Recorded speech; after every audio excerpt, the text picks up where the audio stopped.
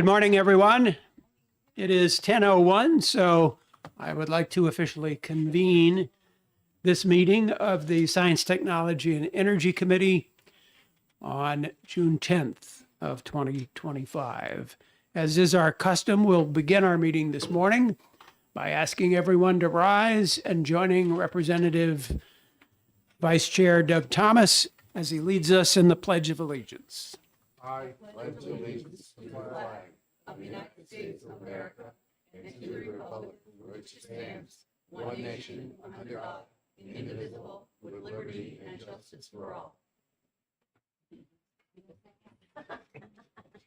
Okay, thank you, Doug. So we're here this morning to discuss with the Department of Energy their ongoing update of New Hampshire's 10-year state energy strategy. And they'll explain to us exactly what the process is and the mechanics of the process, and also give us an opportunity to make some suggestions, give them some feedback about the update. You will notice that we do not have a full house of House members here, and that is because the governor is apparently signing a couple of House bills, important House bills, as we speak, and people have decided to attend that signing ceremony. So our attendance will increase a little bit as we go along here this morning, and that signing ceremony is completed. So what I'd like to do now, well, before we start, is there any member of the committee that has any questions about processes that we've been going through over the last few weeks? Vice Chair Thomas? Thank you, Mitch. I just have one quick question on this briefing here. Will this be like a page by page or section by section from what's currently the 10-year plan? Yes, thank you for the question, Representative. So this is designed as a listening session to hear feedback from all of you as to what you would like to see in the state energy strategy. So we're not necessarily reviewing the existing one. We're in the process of making those updates. So we're statutory required, and I'll get into that in a moment. All right, Representative Corman. Yeah, thank you. I'm wondering just on our retained bills, do we have an idea of what month we might be meeting in to discuss those? I think it's very likely that we will wait until early October because I know a lot of people have travel plans in September. So if that jives with everybody's sentiments at the moment, let's plan on early October to meet, to take up the retained bills. We only have 3, so we'll do all of them in 1 or possibly 2 days. And hopefully get that out of the way fairly quickly. All right, with that, we'll turn things over to the Department of Energy to hear what you have to say by way of introduction, and then we'll start giving you our feedback. Okay. Good morning, Mr. Chairman. For the record, Josh Elliott, Director of the Division of Policy and Programs with the Department of Energy, and with me is a familiar face to all of you from this past session, Meg Stone, our Legislative Liaison. So thank you, Mr. Chair, for scheduling this time for us today to come speak to you. As you may or may not be aware, there is actually a statutory requirement as we are reviewing and updating the state energy strategy to consult with both the Senate Energy and Natural Resources Committee, which we did just earlier today, and then, of course, with House Science Tech here today. So I'll do a little bit of background on the state energy strategy, and then, as the chair referenced, to open it up for your feedback. There are 8 areas that are outlined within the statute that governs the state energy strategy. I know the Vice Chair had a bill in today this session to make a couple of little small tweak to one of those categories. And I know that's still going through the process.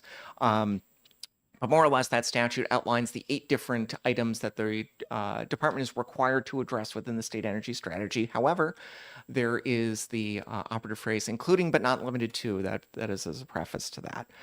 So we have those 8 requirements, and beyond that, we have a decent amount of discretion to look at other things. So we're here today to get your feedback. It's not designed to be sort of a back and forth or a debate. If you want to debate among yourselves, I'll leave that to discretion of the chair if he decides to allow that or not. We may ask clarifying questions if you say something we're not quite clear on. We want to make sure we capture your sentiments accurately. There is also a public comment period that has been extended through early September, September 2nd, yes. So this is not your one and only shot. If you, after today, you have additional thoughts, you want to think about something more, or something else has come up, you are free to submit written comments to us as well through early September. So just a couple of things, just to think about. Does the format of the state energy strategy work? Are there areas we need to expand upon? Are there topics that aren't covered that you think we should? Are there improvements that we can make to this document that make it more accessible, easier for all of you to use, or more relevant for your use? Again, so this session is designed for us to hear from you. We'll be taking notes. Again, we might ask a couple of clarifying questions, but it's designed to be sort of a one-way. You tell us what you think rather than the other way around. So with that, I'm happy to turn it back over to the chair and to start hearing your thoughts. Okay, thank you for that introduction. Just to get a clarification from you, a couple of quick questions. What is the end date? At what point do you anticipate publishing an update to the strategy? Right now, we're working on making sure it's done by the end of the calendar year. Obviously, there's a couple of review processes that will have to happen first, but that's our working goal.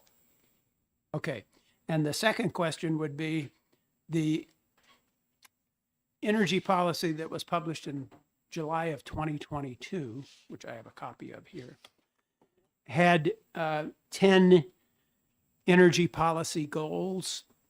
Do you anticipate that the new update will contain similar goals, a similar number of goals, or will there be substantial changes there? Thank you for the question. We're working our way through that process. As part of that process is hearing from all of you. So we want to know, feedback on whether or not that works or not, or whether that's a good model to use is certainly helpful. Okay, excellent. So I guess we have a lot of people who want to ask you questions or give you feedback. We'll start with Vice Chair Thomas. Oh, thank you, Mr. Chairman, and thank you for taking my comments, I guess. So, as you know, things are moving rapidly now in the world, maybe not in New Hampshire, but around the country and the world, involving small-scale nuclear and technologies. People are becoming to be more, they're more realizing that they are becoming a valuable power asset. I would like to see emphasis or mention in the 10-year strategy plan on how New Hampshire can become more inviting to investors that would like to bring in small-scale modular reactors in the future. And again, we are talking a 10-year plan, and we're certainly talking at least that far away. And also the code of the day, I guess, is data centers. It would be interesting to see what your strategy could address in terms of data centers should they come to New Hampshire, how they would be addressed, or how we could have power for them available, that type of infrastructure. I think we want to look ahead even more rapidly than we did back in 22 because things are changing.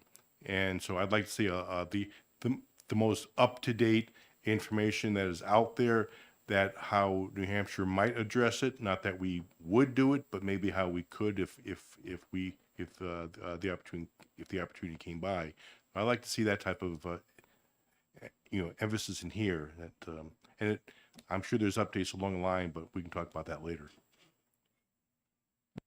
Now, in terms of process, do you guys want to respond to these, or do you just want me to move on to the next person? I think it would be helpful to move on to the next person rather than having a discussion back and forth. I want to make sure everyone has an opportunity to make their comments. Understood. Perfectly okay. Representative Swanson would like to be next. Thank you, Mr. Chair. And thank you for being here. Just pursuant to the comment made earlier, and I'm sorry, I haven't looked at the goals from 2022. Can you thumbnail sketch how the goals in this document compare with the previous version of the document? So, so we do have a couple of hard copies available of the previous strategy that we have available today. We don't have enough for everybody, but we have a couple of hard copies if you'd like them. In terms of the just a clarifying question, when you say in previous version, you're talking about the version we're working on versus the prior version that was released in 2022? I'm referring to the version you're working on. Okay. And I'm just looking for like a thumbnail, like, oh, some of our goals have changed a lot, some have changed a little, but we still have 10 goals, something like that. Yes. So we are still working our way through the process. Again, part of this is getting the feedback from all of you. Do the 10 goals, does that sort of format work for all of you? Does it not work for you? Are there other ways we can present information? Are we, are there other goals that should be included? Are there ones that are, you think that are less important or not necessary to include as a goal for our strategy? So that's part of this. We don't have a finished document here for you to comment on. This is this is the first step of the process rather than the end of the process, if that makes sense. Thank you. Representative Harrington is next. Thank you, Mr. Chairman. Thank you for taking my question. First, let me make a comment on, I know there's a lot of enthusiasm about nuclear power, but I think it's a little over enthusiastic. The state of Texas just passed a bill that would undoubtedly be signed by Governor Abbott this week to spend $560 million subsidizing nuclear power activity in the state of Texas. I think it's Wisconsin's doing something similar. Pennsylvania's looking to do it. We simply can't compete with these states. Plus, we have I believe, one of the few active anti-nuclear groups left in the country, C10, which is going to scare away people. And specifically, the ISO New England put out a paper on pre-technical conference comments of ISO New England for the FERC conference that was held last week. And I read through that, and there was not a single mention of nuclear power. So I called the ISO and asked, and they said that was intentional. They do not expect any nuclear power to be built in New England in the next 10 years. So I just hope we don't spend too much time on something that's probably not going to happen. My major concern is looking back at the 2022 report, there's a lot of rhetoric, a lot of discussion about other states' policies affecting New Hampshire. For example, the removal of the MOPRA from the forward capacity market, to me, is a major, major impact because you're going to have subsidized, which could be now adding offshore wind to the mix. And I'm hearing possibly in the $150 to $175 a megawatt hour, but they'll sign an all-in PPA, and then they'll bid into the capacity market because there's no MOPRA at zero, which will drive down capacity prices. So our fringe plants, these oil plants that don't run very much, but in like this last January, when we're getting 20% of our power some days from oil, we're needed, but because of the low clearing price of capacity, which is where they make most of their profit, they're going to close. And that's something I think we need specifically to address, how these other policies from other states are going to work. And is there any attempt at modification now that the offshore wind, let's say the dreams of 25 to 30 gigawatts of offshore wind have seemed to have gone down substantially. Even the ISO is talking more in the 15 gigawatt range.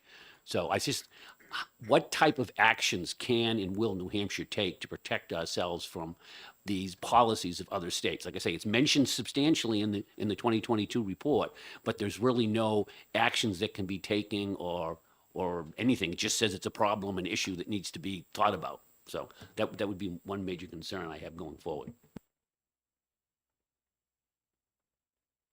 Okay. Representative McGee is next. Thank you, Mr. Chairman. Good morning, Ms. Stone, and good morning to you as well. So, Mr. Elliott, hope the baby's doing well.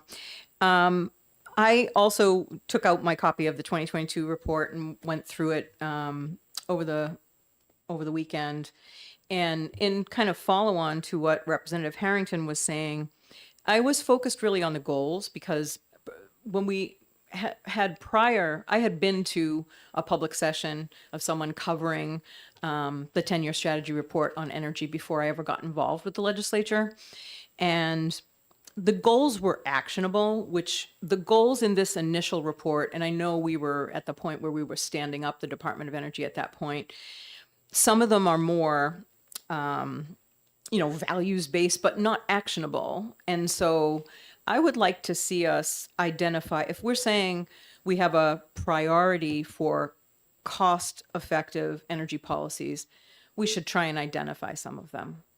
I know it was very easy for me to understand what the state of New Hampshire's energy policy was from attending that public session. And part of their strategies for hedging against costs were fuel diversity. And we talk about that a lot, but what are we doing in terms of policies in that regard? The other thing that I thought was interesting was that they provided, and I've mentioned this to you guys before, a portfolio pie that showed the breakdown. You guys have a chart that came from the EIA that does a similar thing. But they created a pie and said, this is what this is what our fuel mix is currently, and this is what we're working on, which by X date should be at X point. So they actually did the work to try and figure out, but they had the predicate of lowering emissions. So they were basically saying, we want to replace coal and oil or dirtier fuels. And they had a plan to first work on the generation sector. And I think it makes sense for states to be talking about energy in terms of the different sectors that are emitting. But I don't see an overall goal of addressing emissions at all, only cost. And my argument would be that if a state energy policy isn't addressing emissions on some level, we will end up bearing a higher cost. So I think if we want to get at the cost piece, we should be looking at it in terms of what's actually happening in the energy market rather than just our preferences. So I'm hoping to see maybe even fewer goals, but more focused goals that are actually something we can look at 3 years from when we get this report and say, how do we do against those goals? Because at this point, there's not really any connection between all of the stuff that's talked about in this report and what has happened in the last 3 years. They're not connected. So I know that's a lot, but that's how I look at it. It's like if we were a corporation and we were asking you to give us a report every 3 years on how we're doing on our strategy as a state. I don't think we have a clear enough strategy, and I don't think it's actionable. So that's what I would like to see. Next, Representative Bernardi. Thank you, Mr. Chairman. Like Vice Chair Thomas, who spoke about the potential incentives for nuclear, I'm interested in incentives for gas from two perspectives. We have pipeline from the south. We have a pipeline going through Coos County to Portland. Could that be spurred to bring gas down south? And what can we do to increase the availability of domestic natural gas or Canadian natural gas? The second part of that is what can we do to further depot LNG?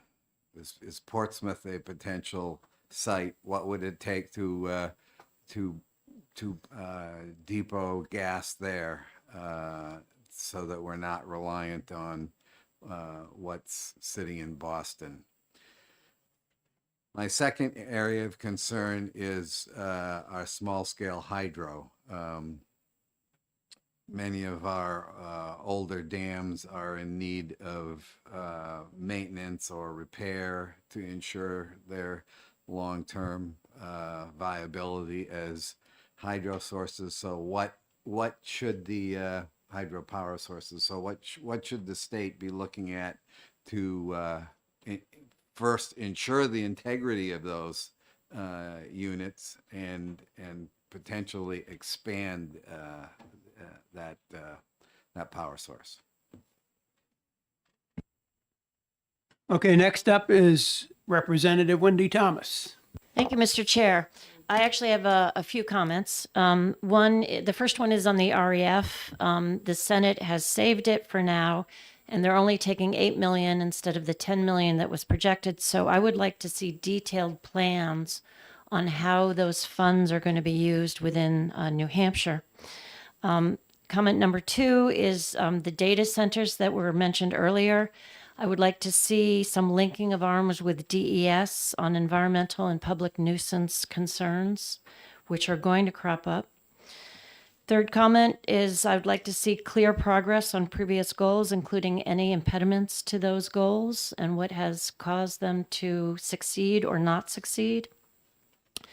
Next one is I would like to see carbon pricing addressed and the implications on the economy of New Hampshire.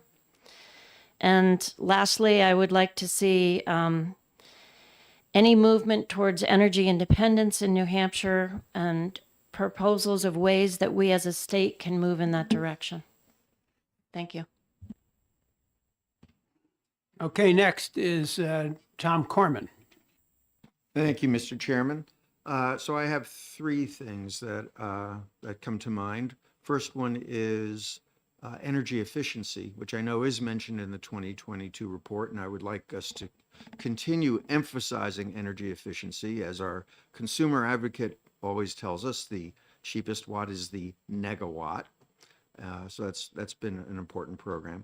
Second thing is not just for energy, but also for our tourist economy, EV charging. We are going to start losing tourism dollars if we do not improve our EV charging infrastructure. And that's just got to get done. And then the third thing is we need to stop talking about an all of the above energy policy, because we apparently have decided that wind is not part of it. So it's not all of the above, it's almost all of the above or most of the above, but it is not all of the above. Representative Kaplan. Thank you, Mr. Chair, and thank you for being here, Mr. Elliott and Ms. Stone. I have just a couple comments on the first goal, the priority of cost effectiveness. I think that you need to better define that. It's very, very vague, and you seem to rely on it quite a bit. And if you're going to talk about cost effectiveness, you really need to include the long-term costs as well as the short-term market costs, because otherwise you're going to just set us up for market failure if the market is not clearly defined. I like the emphasis on market and not on incentives. I think that's wise. Any incentives should be, time constrained and only when strictly necessary. But, there's a big emphasis here on what other states are doing in terms of their policy and their goals. And I think if we're going to talk about what New Hampshire wants to do, it needs to be placed in a long-term perspective. What are the what is the vision that New Hampshire has for meeting our long-term electricity demands? If it's not going to be PPAs, for instance, what is the market structure that you envision? You mentioned here forward clean energy markets. I think you need to explain that a little bit better. And in terms of goal number 5, the environmental protection, I think that you need to mention the fact that you want to achieve environmental protection that is both cost effective in the long term and short and long term, and also reduces greenhouse gas emissions. I think you need to mention that. It's a clear concern that needs to be dealt with. That seems to be the goal that would best be suited to include what are the implications of greenhouse gas emissions. And if you're going to achieve environmental protection, it needs to include reducing those. Additional feedback for the department? Vice Chair Thomas. Thank you, Mr. Chair. Thank you again. I'd like to piggyback a little bit on Representative McGee's comments, which I agree, and would like to further suggest that when talking about the goals, it would be helpful, at least for me anyway, to see in a plan short-term, mid-term, and long-term goals. And it could be like, what goals can we absolutely attain in the next 1 to 3 years? What goals could be attainable, say, the next 4 to 7 years? And what goals are, we like to look at them, we are striving towards them, even though they may not be practical right now, but what could happen in the next 7 to 10 years, particularly in terms of nuclear, because I totally believe that if you don't have a goal and talk about it, then you'll never get there. Despite the impediments that seem to exist in this state this year, they may not be here 2 years from now. So we need to have something far-reaching that is positive on that. So I think it would be nice to categorize something like that, so that when we're looking at something, we can say, oh, the next 1 to 3 years, we can really do this. And what's, so that would be my comment on that. Representative Schneller has a comment. Thank you, Mr. Chairman. My comments and questions revolve around goals 6, 8, and 10, which really effectively talk about technology, neutrality, subsidies, etc.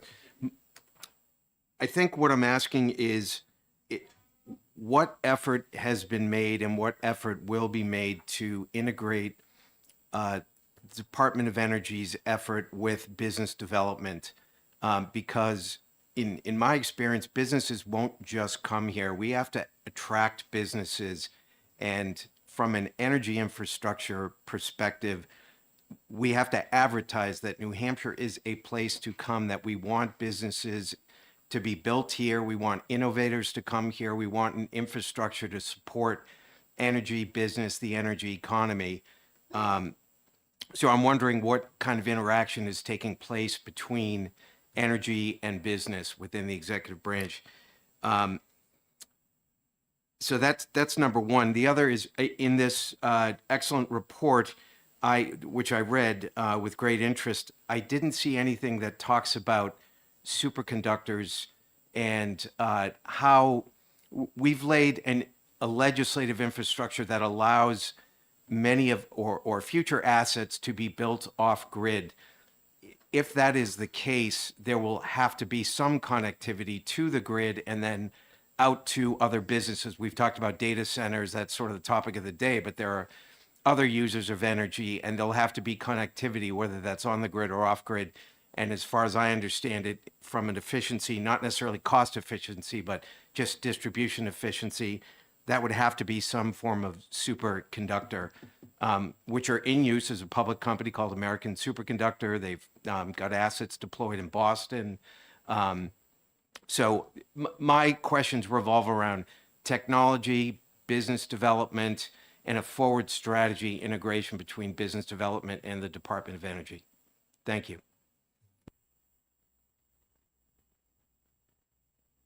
I believe Representative Reynolds was next. Thank you, Mr. Chairman. Fuel diversity. We've had just about all the sources mentioned, and I thank my colleague, Representative Corman, especially for speaking up about energy efficiency. I think that is an important resource that New Hampshire has somewhat been neglecting. So I'll add my voice to that. But shocker, I'm going to speak up and say I'd like to see your plan talk more about what we're going to do affirmatively to develop the resource that we undoubtedly have within the state. You know, we've mentioned we don't have natural gas. We're not going to see nuclear for a decade. Solar energy. Even on a day like today, I'm looking at the New England ISO forecast and actual demand curve, and I see solar contributing 1,200 megawatts, reducing demand on the grid by 1,200 megawatts, even today. You know, it seems to me that it's obvious, among New England states, New Hampshire is by far the worst. I'll call it the worst. The least amount of support, incentives, encouragement for solar, and yet we're benefiting from the solar that's all over the grid, all over New England. So I'd like to see New Hampshire start pulling its weight. From an economic development perspective, I no longer do, but I used to work for a company that now exceeds 400 employees in the state, and they run a project for even now growing their own electricians to install solar all over the state. But it seems like the good things that have been happening in New Hampshire with solar are, despite New Hampshire's policies and not because of it. And I'd like to see that change. Okay, next up is Representative Partial. Thank you, Chair. I'd like to echo Representative Corman's concerns about transportation. And I would hate to see us be the donut hole in all of New England that does not provide adequate electric recharging stations. On page 14 of the 2022 report, you say that no action is actually needed, and I'd like to maybe ask you to reconsider that, perhaps. Also, I know you do speak quite a bit about net metering. It's an important tool to retain our existing industry, and we've seen that. If we want to remain viable, we need to be able to compete with the other states in this area, and I don't really see that happening as of yet. Finally, on page 54, you speak quite a bit about the VEDR report and cost shifting, and this is as of 2022, and now that we have that report, I'm hoping that we get some updates on that that reflect more accurately what the VEDR report actually came up with in those areas.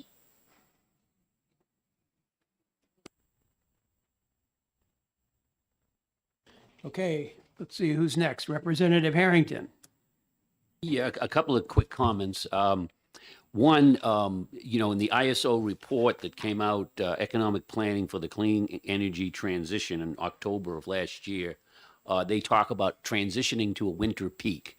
And I think we need to definitely address transitioning to a winter peak in this because that's going to drastically change things. I mean, some of the questions that need to be addressed are the transition is taking place because of electrification of vehicles and also electrification of heating, especially in say states like Massachusetts where they have massive subsidies for installing heat pumps. But I'd be interested in if someone was to look at the LDCs and see how much they're going to change, because I don't know the answer to the question, but it's possible that someone could install a heat pump that has natural gas and say, well, if the temperature gets real cold, down to 0 or below, or the wind chills below that, my heat pump's not that efficient, so I'm going to use my natural gas. I'm not going to get rid of my natural gas furnace.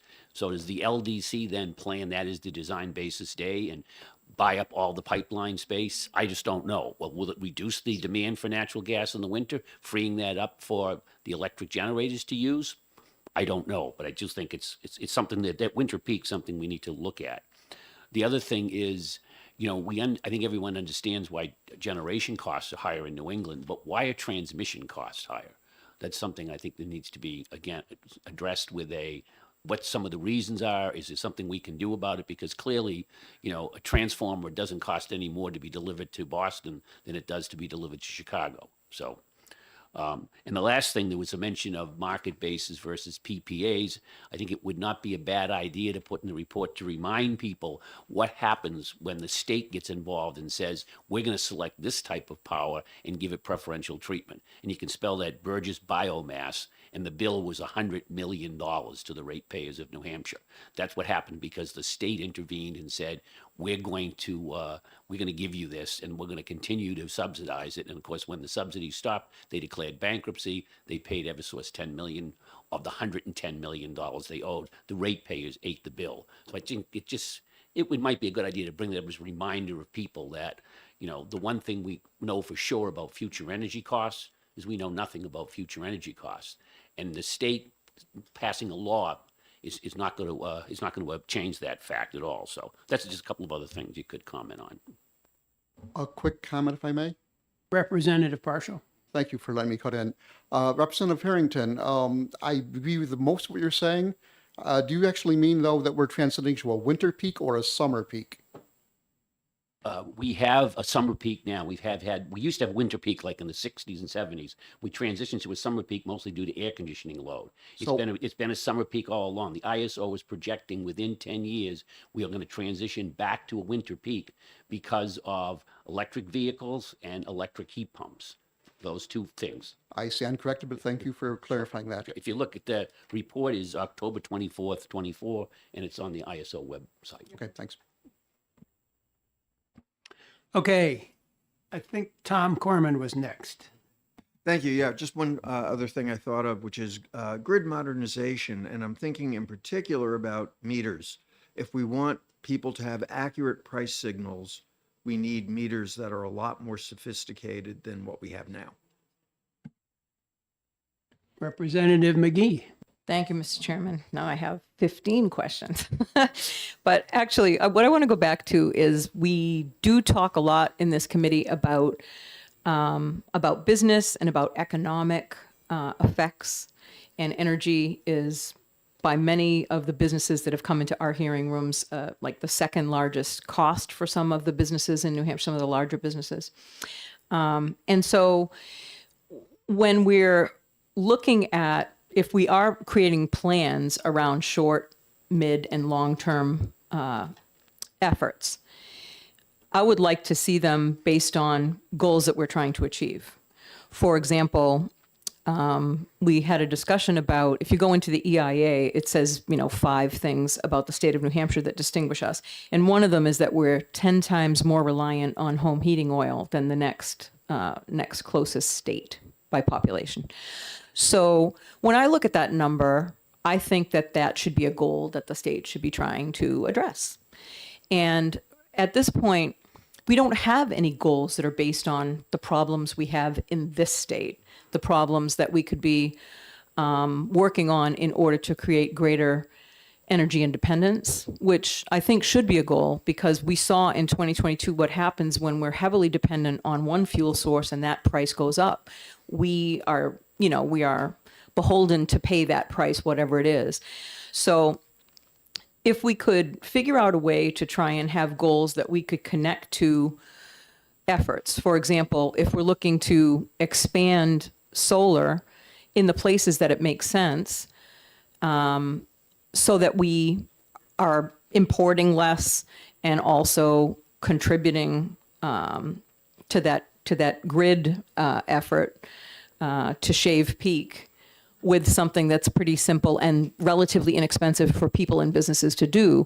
If we expanded a goal of what we wanted in just that slice of the portfolio pie, then we would be able to measure against it and say how we're doing against it, rather than going back and forth in terms of what our policy is and making it really difficult for businesses to understand how to stably interact with the policies that the state's enacting. So rather than us saying, we like subsidies, we don't want incentives to go on forever, maybe we could say we're trying to reach X as a goal with this particular type of energy.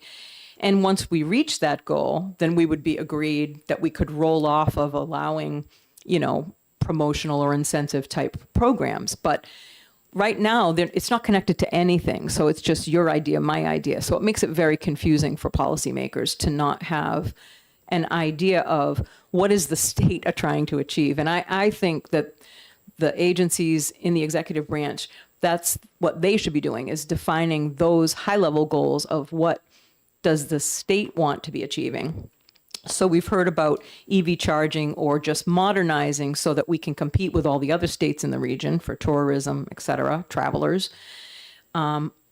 Maybe identifying some other goals like that, right? A lot of the goals for adding renewables were around the idea of lowering emissions.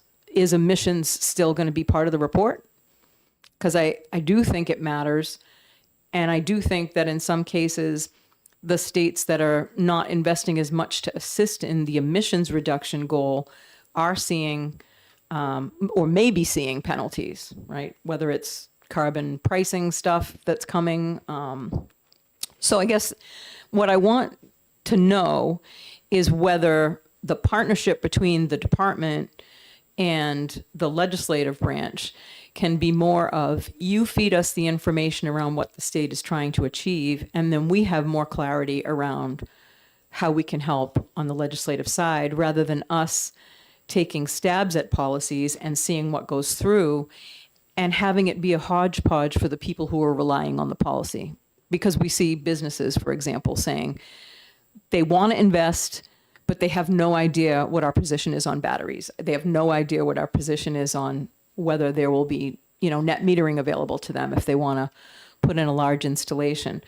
So you can help us be more stable, and you can help the state be more helpful to its constituents if you can give us an idea of what would be beneficial. If we're trying to lower costs, how do these things fit into that? I have a couple things I would like to share before we, since we're now on to like a second round of comments from just about everybody. In the 2022 document that I'm looking at here, there is a sentence that talks about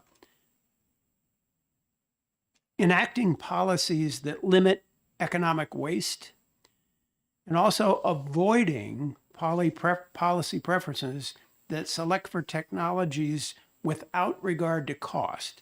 So I guess my ask is that as you put together this goals document, be cognizant of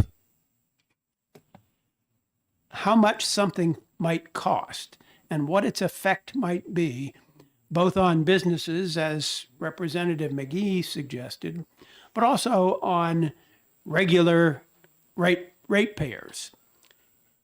If these technologies, if we're going to create goals that require technologies that are very expensive, people ought to know that. People ought to be aware that the state is coming up with goals that could end up costing its ratepayers a lot of money. Another thing that I would like to see this document and this strategy address is the use of more neutral and less biased sources of information. For example, in the 2022 document, there's a fairly lengthy section about the levelized cost of energy. And it comes from Lazard Bank. Lazard actually developed this levelized cost of energy scheme many years ago. And what bothers me about using this data is that Lazard Bank is one of the banks in the world that makes the most investments and the most loans in renewable energy. So they have a vested interest in developing a levelized cost of energy that shows renewable energy maybe in more favorable light. So what I'd like to see is a selection of resources that are more engineering driven, more focused on what things actually cost, and not give preference to some bank that may be trying to generate more business for itself. So those are a couple of my comments. Representative Wendy Thomas. Thank you, Mr. Chair. I have a few more comments that have sort of come to mind. Representative Schneller and Representative Corman both touched on this, and that's the role of technology and energy efficiency. I would like to see not only our business accounts or business properties being addressed, but the residential properties as well, and specifically with the potential role of smart meters. Another thing is, because this is going to be a 10-year plan and we're looking at possibly 3.5 more years of interesting times, the impact of tariffs on New Hampshire's energy future, at least a statement on that would be helpful. And then at least include a statement, or at least acknowledge that climate change will be impacting New Hampshire's energy future, and perhaps what steps might be taken by New Hampshire with regard to that. And my last thing is that I actually have a question. When is this going to be published? Our goal is by the end of this calendar year, hopefully sooner. Thank you. Next, Representative Harrington. Yeah, just one thing I wanted to mention, because it's, I think, the largest amount in the ISO generation queue, even though it's not really generation, is battery storage. And we need to make sure people understand that battery storage, for one thing, it's not 100% efficient, so it does lose output. I think we heard from the, get me if I'm wrong here, the iron rust battery people, and they were looking at somewhere around 50% efficiency, which means for every megawatt they produce, they're going to consume a half and only restore that to the grid. But I think people need to understand that battery storage adds to the total cost of generation. Whatever the source is, we get it. It's usually going to be an intermittent source like wind or solar. And if that's being produced at, I don't know, make up a number, $50 a megawatt hour, and then it's stored, some of that, the stuff that comes out of the battery, where it won't be 100% of what was put in, it's also going to add whatever the cost is. So you have to add the cost of the generation and then the cost of the battery storage. And that's the actual output cost of that power. And I think we can't separate those two, because the battery produces no electricity by itself. In fact, it's a consumer of electricity. And I think a lot of people don't quite get that. It needs to be made clear in the report. Representative Kaplan. Yeah, thank you. I just wanted to agree with Representative Harrington when he said that the one thing we know about market rates is that we don't know what the future will bring in terms of market costs and rates. So that's why it makes it so difficult to rely on cost effectiveness as a priority, because we don't really know what the future market is going to be.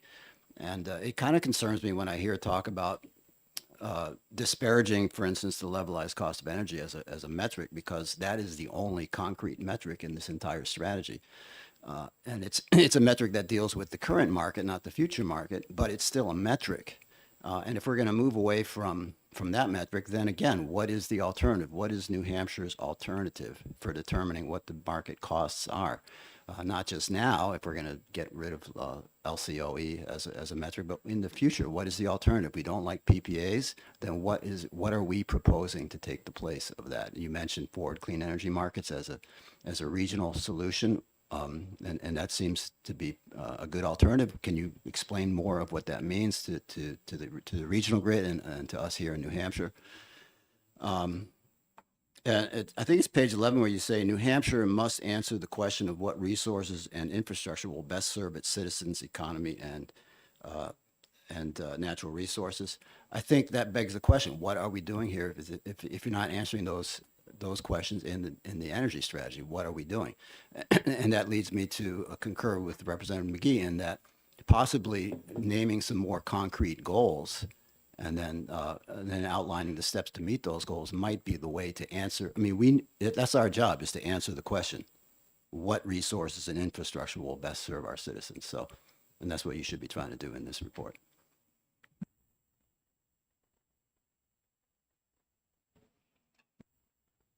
Representative McGee. I'm all by myself. Okay, so I had another thought, and that is, as we've been talking, we're alluding to the fact that the capacity for the amount of energy that the state will be needing in the future is going to change. We have a preference, some among our committee, for data centers. They're energy hogs. And on top of that, there are people who are converting both their home systems and their transportation to electric, which is going to change the makeup of the needs in the state and probably significantly increase the kilowatt or the megawatt use in the state, right? So capacity planning is something I would think would be a valuable section to touch on, to kind of discuss with the experts. I know ISO does a lot of work around this, trying to figure out increases. And since our state is investing a lot less in some of these sectors, we may come up against a glut of not having sufficient information to meet some of our needs, or we may be robbing Peter to pay Paul if we're diverting some of our energy to new installations and that sort of thing. So I would like to see some discussion of, if we're looking into the future, what kind of increases we might be facing. For example, I would like to see some mention in the report of the IRA money that came for heat pumps. I think the decision was made, rather than having a program that would incentivize people to use them or builders to build with them, it's a point of sale rebate, which is more passive in terms of getting the dollars out the door. So I would like to see a section of the report that tells us what kind of penetration that program is having in terms of converting people off of older systems, or if we're building new housing, whether there's an uptake in those heat pumps by developers so that we can have an understanding of whether we're making any impact on the fact that we're so heavily reliant still on home heating oil from out of state. Because I think there's going to be a competition for resources in the future. So I think it's just a responsible thing for the state to have a good sense if it's looking in a prospectus to say, here's what we're trying to achieve and why. And part of the why is that we don't want to be paying top dollar to get energy into the state because we didn't take some, precautionary measures or transitional efforts that could save us money in the long run. So I hope you can provide some perspective around that. And like I say, I would like to hear about that money in particular because it was a significant, I think it was like 75 million. Was it 75 million that we received? Just Josh? shy of 35, but there's a whole suite of other appliances that are also eligible. Oh, okay. So it's 35 million that was in heat pumps only. Is that right? No, 35 million for not only heat pumps, but heat pump hot water heaters, electric stove tops, and there's another appliance there that I'm heat pump dryers, I believe, are also Dryers. eligible. Yeah. Okay. Thank you. By the way, I have a heat pump and it works just fine. Okay, I know you noticed you guys have been writing furiously over there, so we've dumped a lot on you. Representative Wendy Thomas has a Thank you, comment. Mr. Chair. I just have an informational question. Are you confined to only 10 goals in this document going forward? No.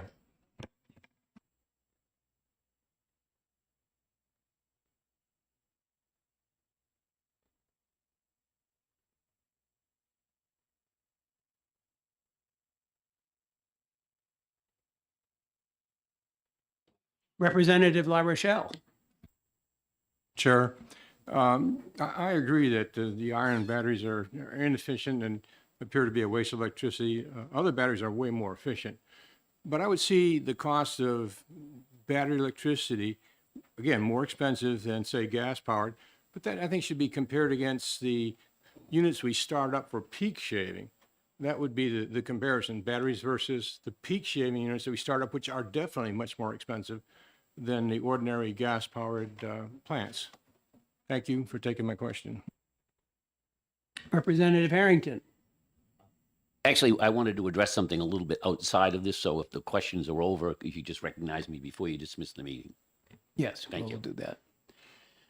Okay, who's next? Vice Chair Thomas. Okay, thank you again, Mr. Chair, and thank you for taking this. My last comment, just a general comment. A lot of suggestions have been made here today.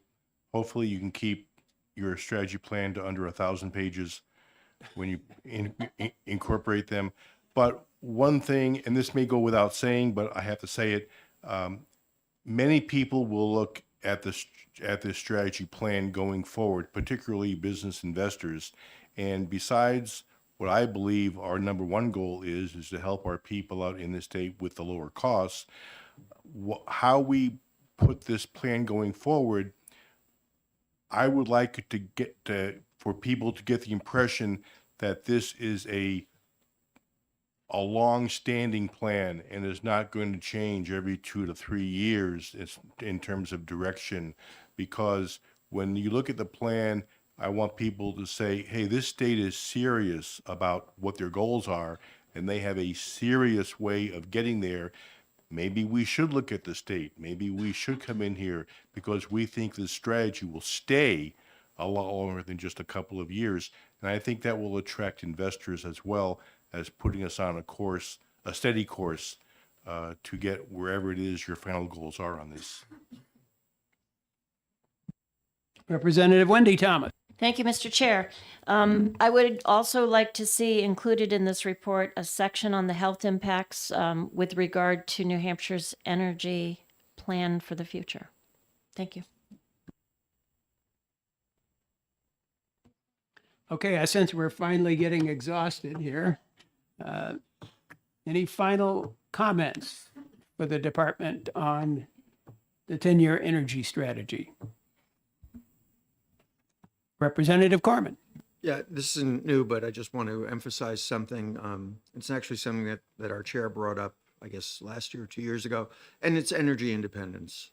I really would like to see our state make more gains in energy independence, energy that is produced within state, whether it's hydro, solar, probably not wind since we're not moving in that direction, geothermal, anything that we can produce in state so that we are not subject to the whims of geopolitics. And with that, we want to thank you both for being here. Do you have any? Oh, you have a question for them? Yeah. Okay. Representative Harrington. Yeah, thank you. I just wondered if you could give us a little bit of an update on what happened at that two-day FERC meeting, June, I think it was the 3rd and 4th. That was the paper I had referenced earlier that with ISO.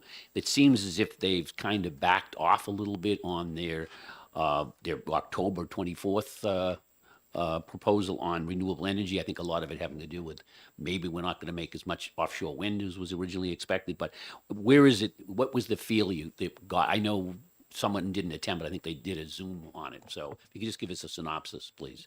Sure. I will try to rebrief. With the full disclosure that I did not attend any of these sessions. One of our regional policy director did attend virtually.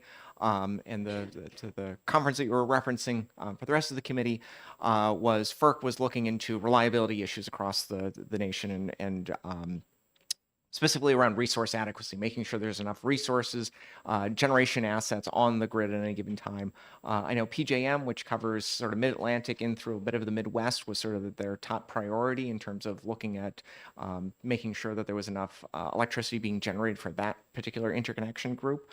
I should say, or that ISO rather. I will say Gordon Van Wiley, who's the CEO of ISO New England, did testify that ISO New England is in pretty good shape through the early 2030s.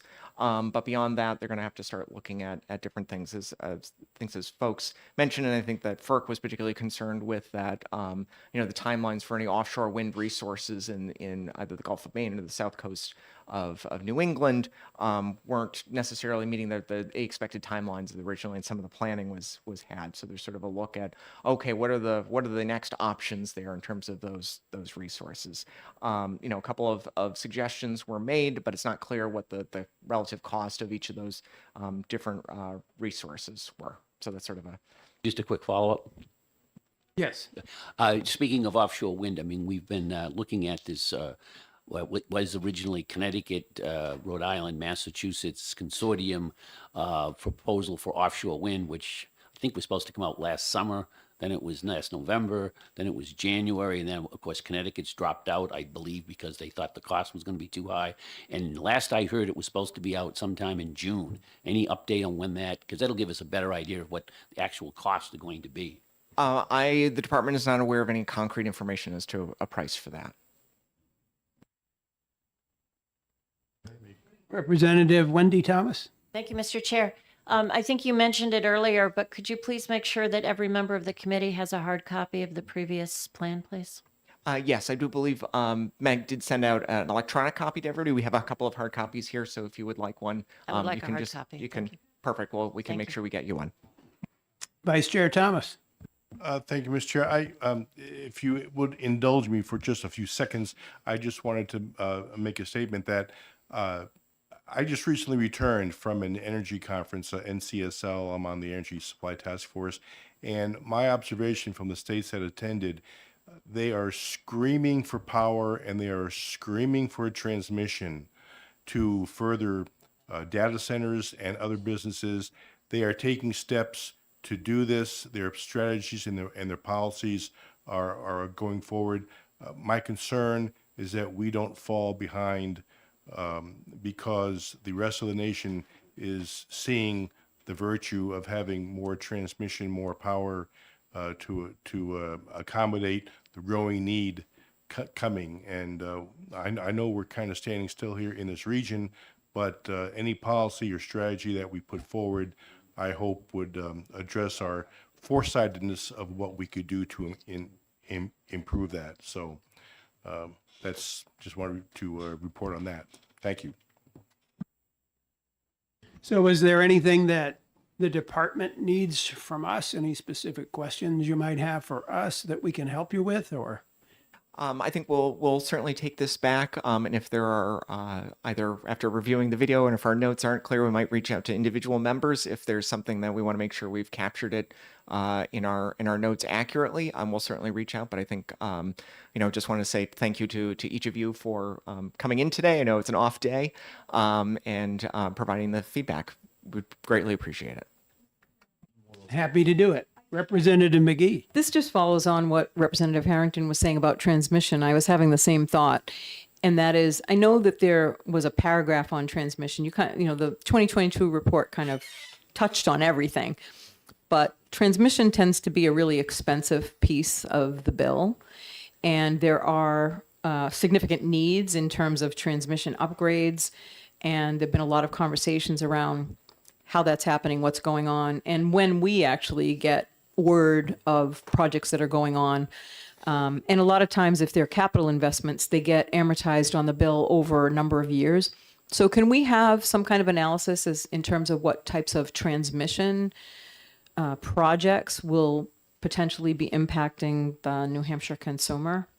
Because I think that should be maybe a standing part of the report, because it affects how people feel about the charges they're paying, and we should be aware of that. So. Okay, thank you very much. Been an exciting session, lots of ideas floating around the room. So we trust that you got what you were looking for, but if you didn't, just get in touch with us. We'll be happy to help you out. Thank you very much, Mr. Chairman. And if folks, I realize having these sort of discussions today, if someone's on their way home and thought, oh, shoot, I forgot to mention that. Again, public comment is still open through early September. So if you have any additional thoughts you'd like to add, please send them our way. Is there a place where these public comments are supposed to be left? Are they visible to everyone, or what's the situation with public We have an comments? email address you can submit them to. We're in the process of combining everything we've gotten so far to publish them on the website, and anything that keeps coming in, we will publish on the website. And I can give you the email address now, and I can also email it to you so you all have it. It's ses comments@energy.nh.gov. Yes, Yes, please I email will. that Yes, to I us. will email that out to all of you as soon as I get back. Perfect, thank you. And thanks again to both of you for being here. Thank you. All right, thanks to committee members for coming in this morning to help the department with this very important task that they have before them. Does anybody have anything they would like to address before we break up the meeting? Representative Schneller. Just one item. A field trip has been added to the calendar out to a company in North Billerica, Mass on June 20th. The company's name is Tecogen. It's a cogeneration company. They turn natural gas into electricity and hot water, and the company has graciously offered to host us. That'll be at 11 a.m. for members of the committee and also the Advanced Technology Caucus. So can you send out details to all members of the committee? I will send out the slide presentation, which is entitled Data Centers / Your Peak PUE by 35%. I will get that out. Okay, thank you. Thank you. Anything else? Seeing nothing, want to thank everybody for being here. We'll see you Thursday in session. We are done. Thank you.